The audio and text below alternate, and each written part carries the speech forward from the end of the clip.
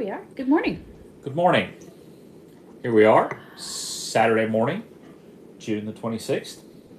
It's nice and sunshiny out there. Mm-hmm. Very bright. Yes, it is. So we counted. Actually, we didn't count. I Googled the date, but I knew we hadn't missed any days. As far as And how many days that date. So yeah, you can actually look that up. There's a couple of websites that'll compute how long has it been since, or how many days is it until. Okay. I just Googled how long has it been since. I looked back and saw when the first video we did was. Yeah. And so we did 457 straight days. No, so the first one we did together or the first one you did? That's the first one we did together. Okay. So All right. that was the oldest one I could find on the East End Baptist Church page, which, all of them are saved somewhere on like my hard drive. Mm-hmm. Not all of them are on the Well Traveled Path Ministries. Right, because we didn't Facebook start that page. till later. But going all the way back on the East End page, and that's, they started with one of us being behind the tablet punching start and then going to sit down. Yes. But 457 straight days. And then we missed today on Thursday. We missed a day on Thursday. And honestly, that was actually one of the weirder things about Thursday. Yes, the getting up early was odd, but it was mainly just inconvenient. Yeah. But just the sense of a lack of Something completion was for the day was... Yeah, because even when we've been separated and had technical difficulties, we at least tried. Yeah. And when we've had strange schedules, we've figured out something. So Thursday was the first day that we weren't really able. And by the time we got home, we just... Yeah, You needed to try to get some work done, and You did not feel well. I was just laid out. But actually, in all honesty, we partly expected, based off of prior experiences of others at other medical facilities, we really expected show up at 5:30, and we'll get around to your procedure somewhere mid-morning, late morning, mid-afternoon, sometime before midnight, kind of thing.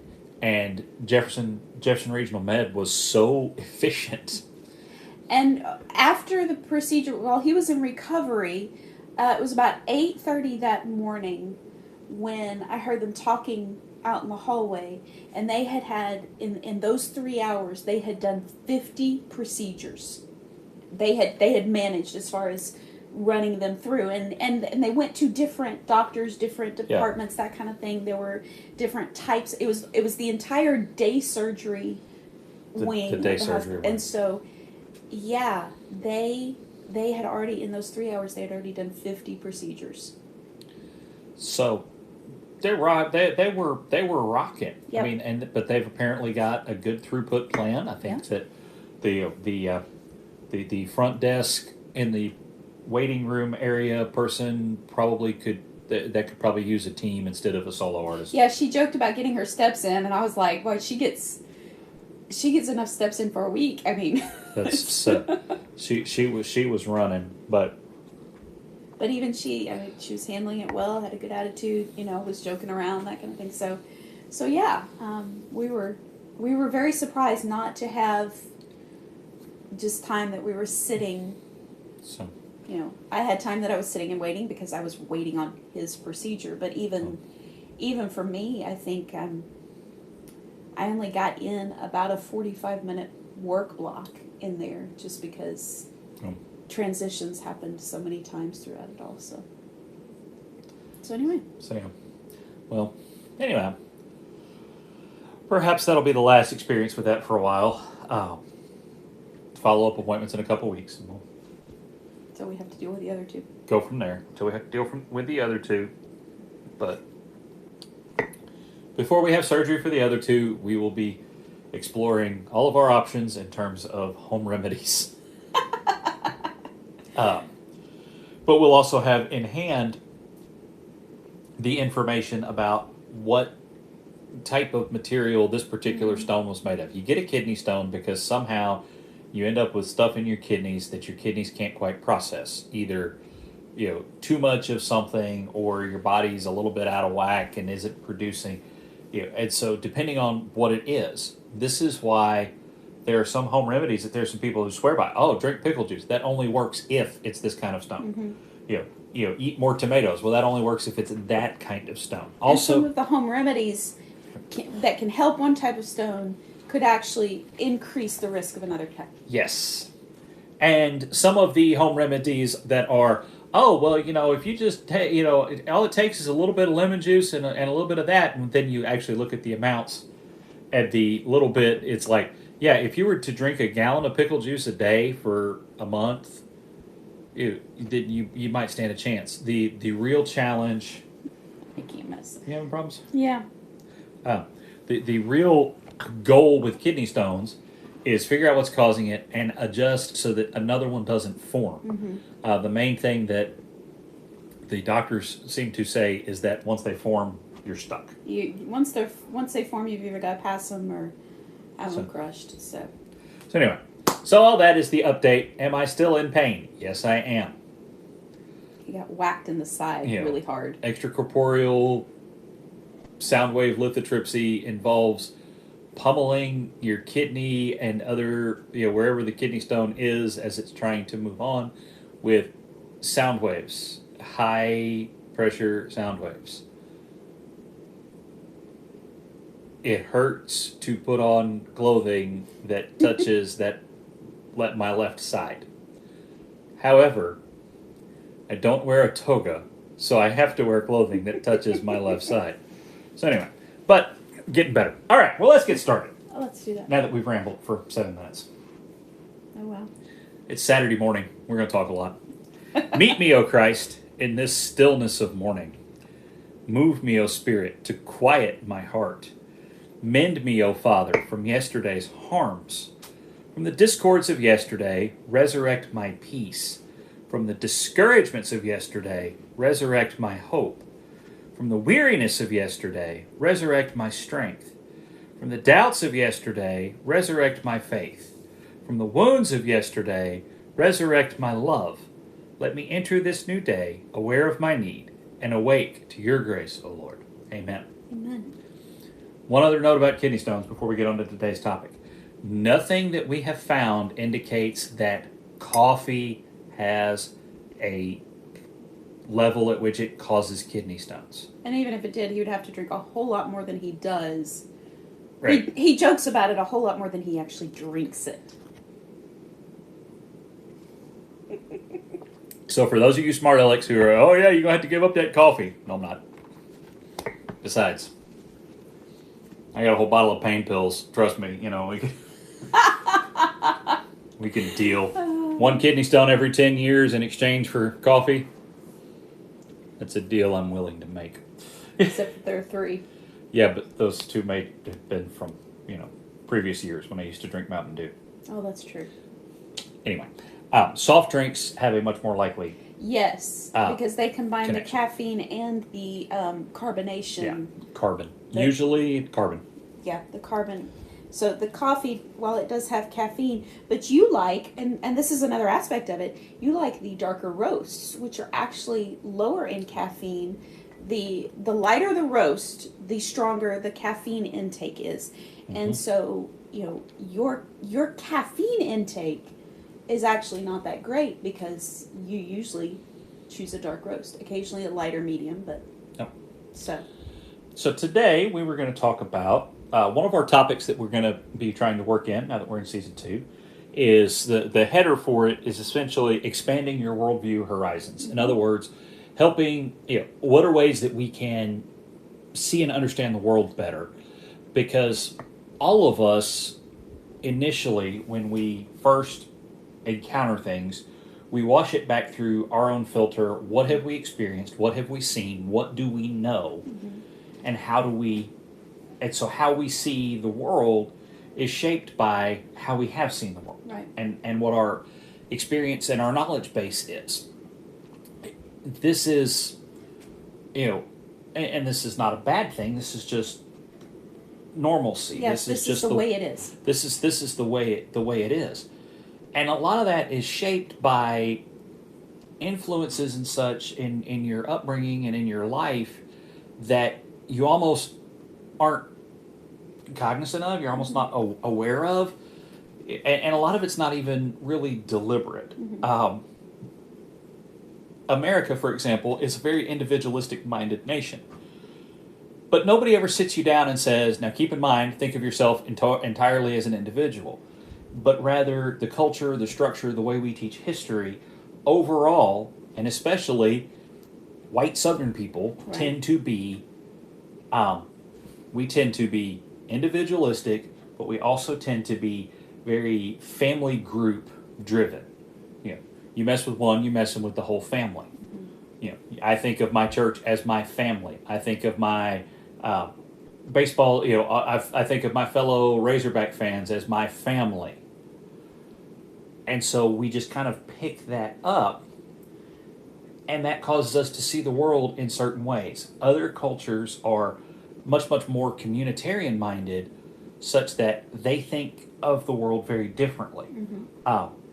Our kids, for example, you would ask them what they want to be as adults, where do they want to go to college, do they want to go to college, what do they want to major in. That's perfectly natural for us, you know, and in the culture in which we live. There are other cultures in which, you know, the surviving elders of the family, the grandparents, the great-grandparents, the great-uncles, the great-aunts, would have looked at Olivia and said, you need to major in this. Would look at Angela and say, you should major in that. Would look at Stephen and say, you should do this. And to not do that would be actually showing disrespect for your elders and breaking with your culture and tradition. And they, as kids, would expect to be guided. They would not expect to be dropped off at school and told, well, you know, hey, go for it. Do what you want to do. They would expect that guidance and would be a little bit disconnected from, you know, in the way in which, and this is not to say that one of these or the other is better. Right. Please understand that. I'm not saying that we're bad for being individualistic, Right. or that other groups are bad for being more heavily community minded. There are actually pros and cons to both. There are. I mean, they're good and bad. We could stand to be more community minded, while, you know, very group oriented, community oriented cultures could stand to pay a little more attention to the individual. Both have pros and cons. So to embracing individual, you know, and the idea of individual rights and freedoms. You know, so anyway, so that's kind of the short form. On Audible, which you can subscribe to and get, and it does audiobooks, but the best thing on Audible for me is not audiobooks, it's actually series of lectures from the great courses. And I'm listening through one about engaging with cultural intelligence and learning about that. And I really need to get back in that habit of listening through it, 'cause it's very helpful. And the is more that you the one learn. that you were listening to When I went to when Atlanta you went last, to yeah. Atlanta? Okay. Um, He shared a lot of fascinating stuff from that one, and so yeah. Yeah. We may need to pick that one back. We should have been, you know, we may need to pick that one up on driving to Next. Little Rock for stuff and that kind of thing, as well as the Voyages of Exploration one. Yeah, that one's not turning out the way I expected it to. It's a little different Yeah. dramatically than I expected. So It actually picks up a little Oh, better. you've already heard it. I think. Okay. I think I've listened to that one. Anyway, Okay. but yeah, let's shift over to the cultural intelligence one. Anyway, so as we want to learn to interact, though, because all the world is not like our home culture and Right. not like our base experience. Right. Not Not even our entire country. even You our. go to a different part of the country, and you will have different perspectives and worldviews. And Well, and for example, we roll through this because she grew up. You know, what was it? We figured that one time that between the both of us, we had averaged moving every 18 months. it was either a move or a major change every 18 A months. move or a major change in our lives every 18 months on average. And we did the math when we were both about 40. So about Yeah. 4 or 5 years ago.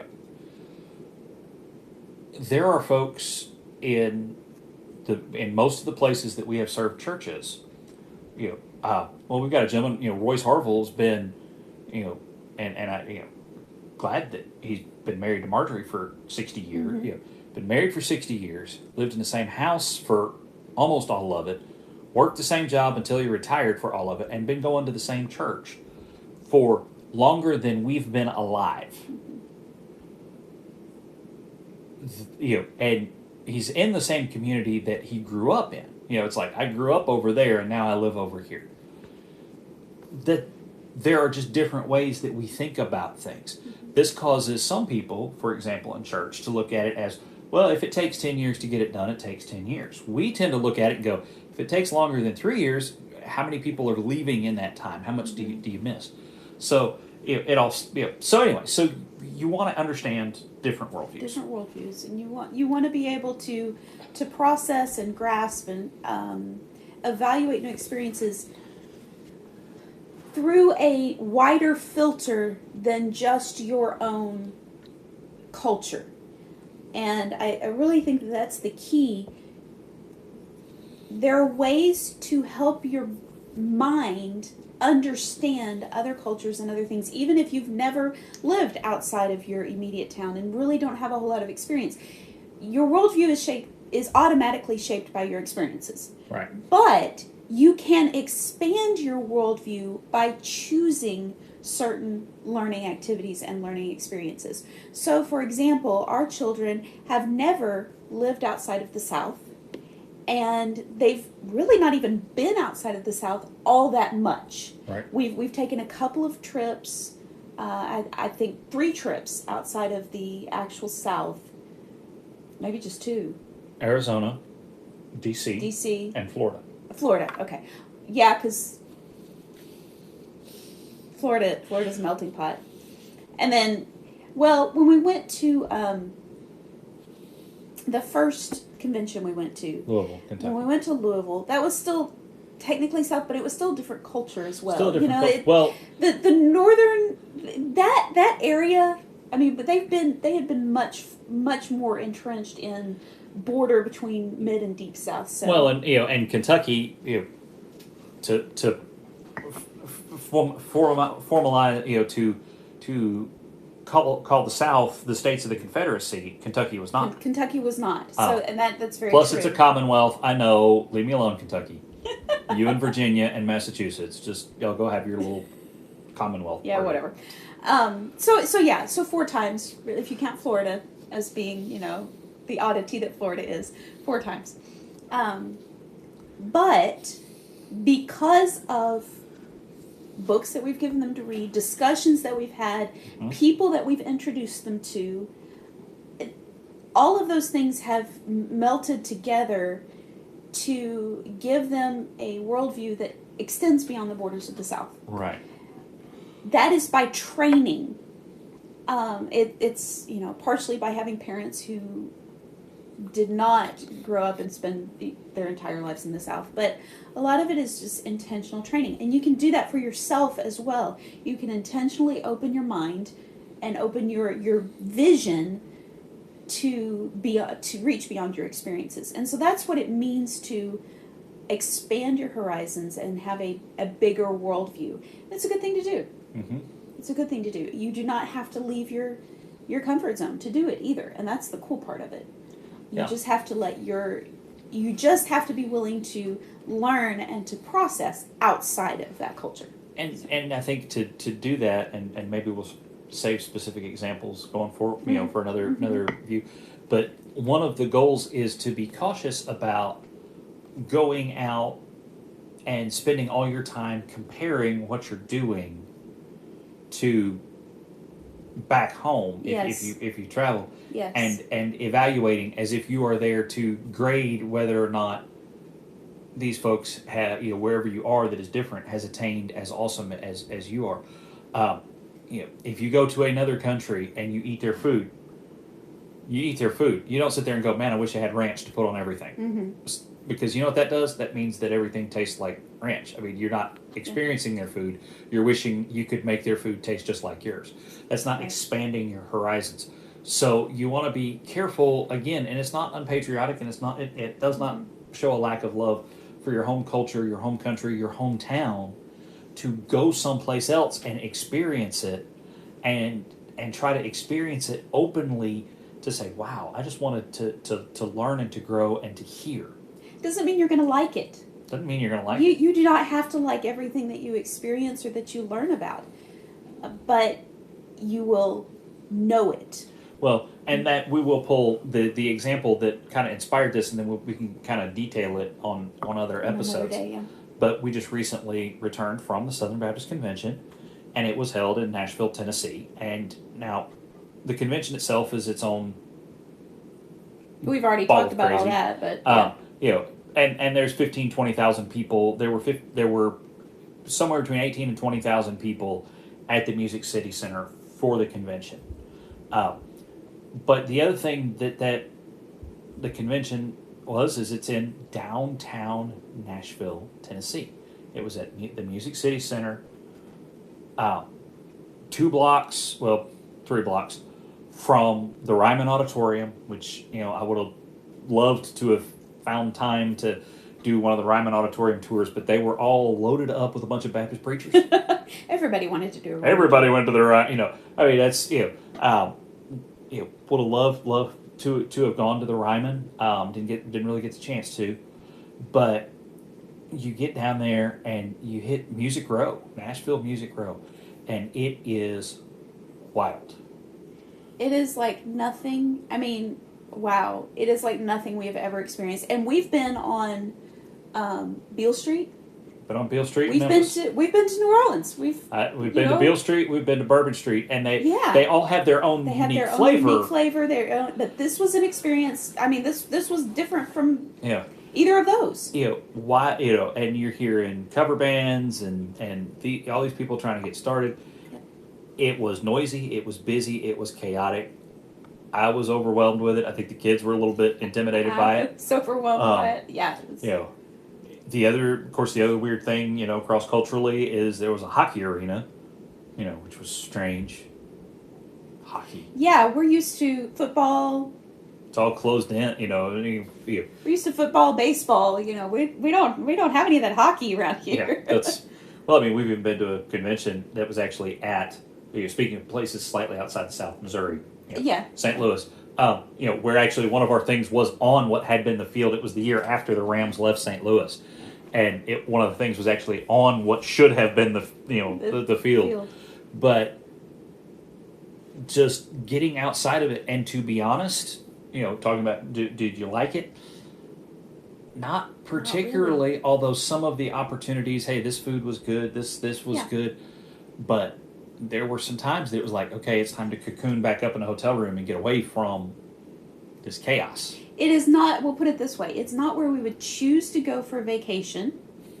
And, Stephen, if his hopes and dreams were tied up in music, he loves his guitars. But if his hopes and dreams were tied up in music, and that's what it took to get started, he would change his hopes and dreams. I mean, because that was the reaction to it.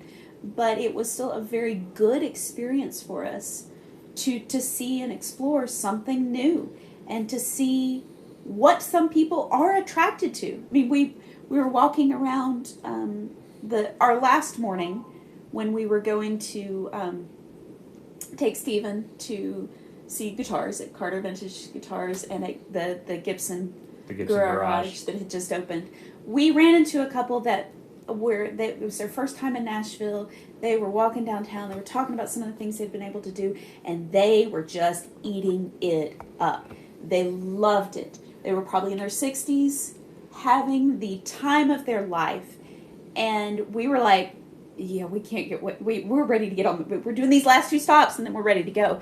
So it was neat to talk to them, though, and to kind of see some of the same things that we had seen, to hear them, because they're very talkative, very social, to hear them describe the exact same things from their perspective. For me, it gave me a very different view of Nashville. It didn't change my liking of it. It just helped me to see what the appeal was. And I enjoyed that. So. As for me, I've been in Nashville a few times. I'm glad that so far it doesn't look like any of my kids want to go to Vanderbilt because I've been there, and dang, but yeah, that just kind of stretches, and it's good to get out there and vibe with it and go, okay, this is what this is, rather than to reject out of hand. Well, I can't even imagine, but to go and see and experience. and then to walk away and then come back home and go, okay, that was that. Yeah. Now we move on. So And we'll see what the next experience brings us. But that's right. and yeah, we'll talk more about. You don't automatically have to travel Right. to get some of these experiences. There are other ways to do it. You want to travel at least a couple of times in your life. You want Yes. to go places and actually experience, but you can expand your worldview. Except for Bogota. You don't want to go to Bogota. You can expand hate your that worldview in other ways. I hate Chicago. I hadn't been to Bogota, but I've been to Chicago, and that's not even out of the U.S., so I would rather... People talk about how dangerous the Amsterdam is because of... it's just, drug problem is high, that kind of thing. I have traveled by myself overseas, and I would much rather go through the Amsterdam airport a dozen times before ever thinking about going through Chicago again. Yes. Notice that our judgments on these cities are not the city itself, it's just the airport. Just the airport. Just the airport. Just the That's airport. it. Unlike 1,000 other people, I actually like the Atlanta airport. I do too. It's one of my favorites. Amsterdam is my top favorite, but you haven't been to that one. I haven't been there. Amsterdam is my top favorite airport because, man, that one's just, even when in the middle, the last time I went through, they were in the middle of doing some construction and stuff like that, and so there was some chaos. Even in the middle of that, it was easy to navigate. Just incredibly easy. And then Atlanta is my second favorite. So, I mean, Little Rock is nice, but it's because it's like you park and then you walk out Little and get Rock's on the small. airplane. Yeah. So Yeah. there's not there. And then they come through and go, hey, y'all, don't forget, put your guns in the box. That's Little Rock. It's Arkansas. Very familiar. So. Last time I flew out of Little Rock, they actually got to the point that they said, okay, what we're going to have to do with the airplane is turn it off and turn it back on. And see if Reboot that the worked. airplane. That's what they ended up doing. 3-hour delay, and and they did that, and it's like, okay, we're good to go. 5 minutes, boom, and we were gone. After they finally decided to turn it off and turn it back on. For the record, if you have any type of electronic or computer problem, the first thing you should do is turn it off and turn it back on. Then do all your other problem solving. But start with turning it off and turning it on. We should probably... Even if it's your pacemaker. That one might be... Go to the doctor for that one. Go to the doctor for that. Mark 4:35 to 41.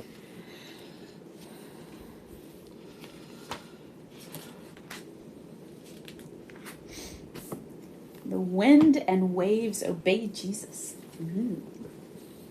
Too bad the people don't.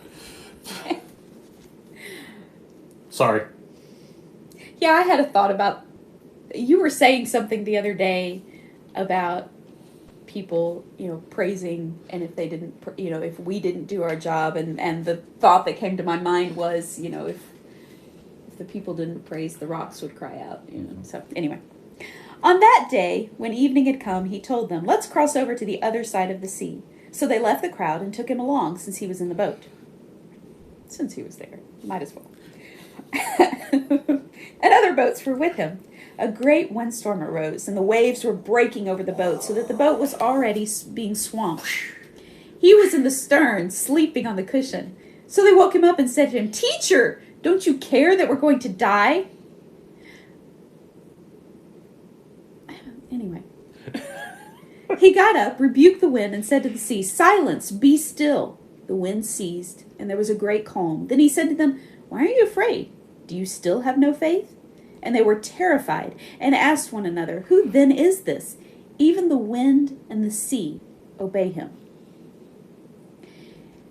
They didn't expect him to do anything. They just expected him to be awake when he died. Mm-hmm.